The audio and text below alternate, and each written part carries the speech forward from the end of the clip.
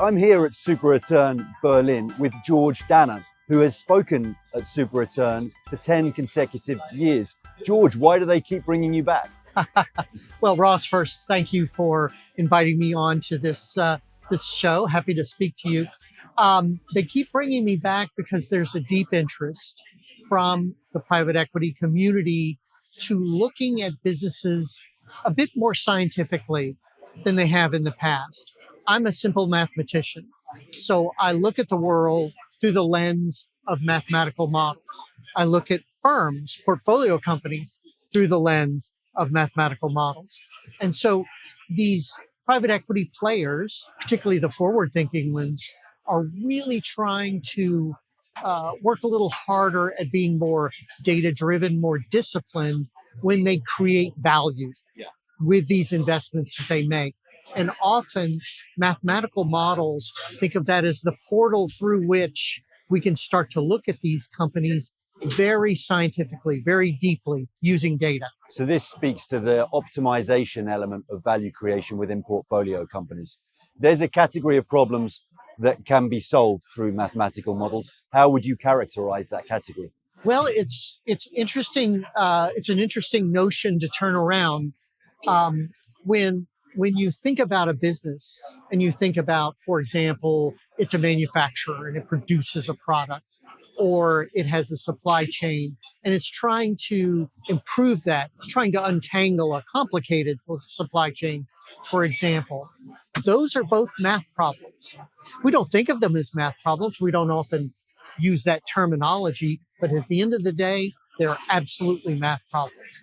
So we take almost an engineering viewpoint to improving a business. The first thing that we do is we characterize that business with a diagram, just as you would as you're setting up to try to solve a complicated math problem.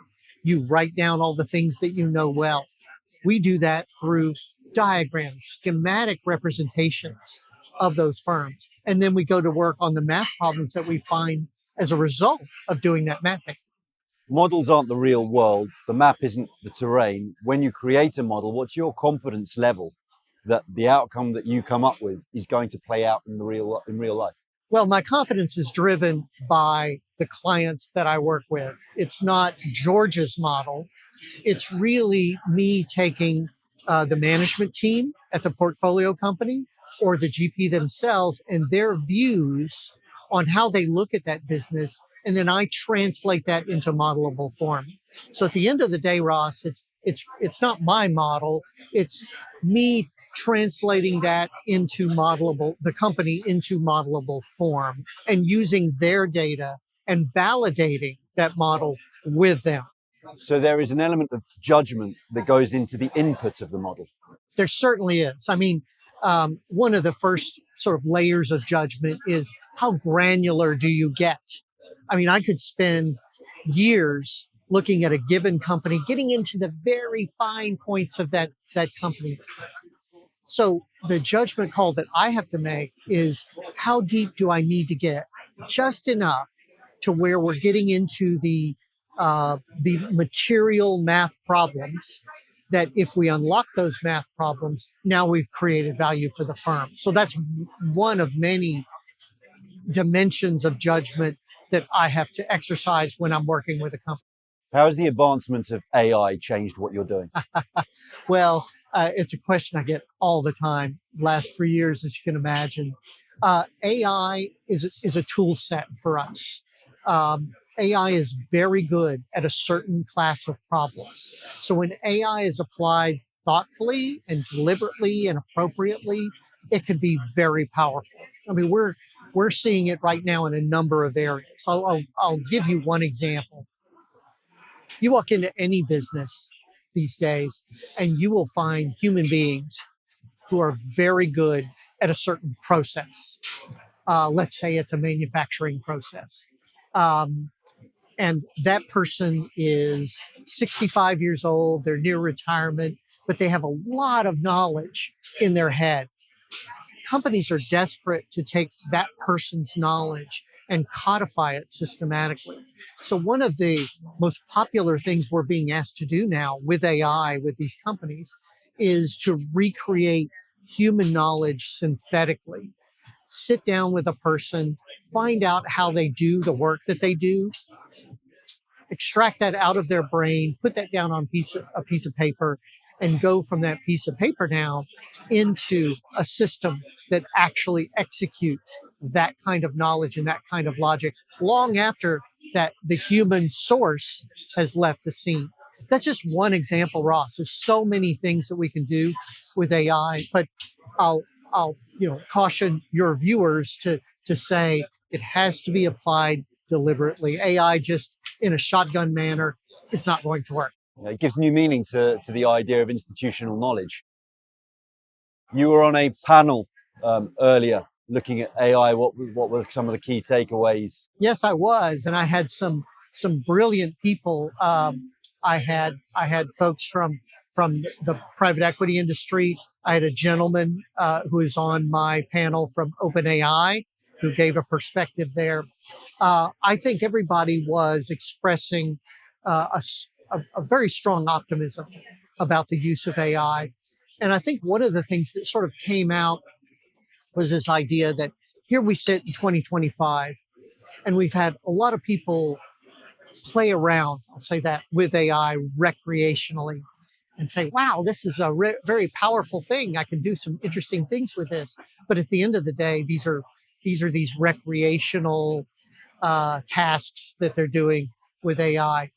I think 2025, we might look back at this as a pivotal year where we've changed from it's this interesting thing, it's amusing, it's possibly useful, to, okay, now we're getting practical, now we're getting tactical about how we use it to actually make money, make more money for the firm.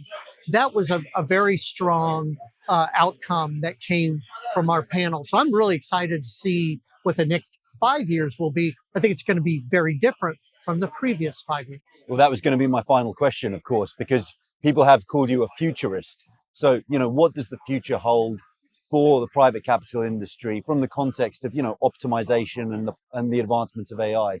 Yeah, I think we're going to see a very different private equity industry. And I think the private capital markets are late to the game. I talk to a lot of companies in lots of industries, in banking, insurance, manufacturing, airlines, and private equity is not at the forefront. But I think that's going to change. You asked about my view of the future. I think we're going to start to see real examples of that. And the best AI is, frankly, invisible AI. AI that sort of works in the background, that we don't actually see it, but we can see the result of it. And I'll give you an example, Ross.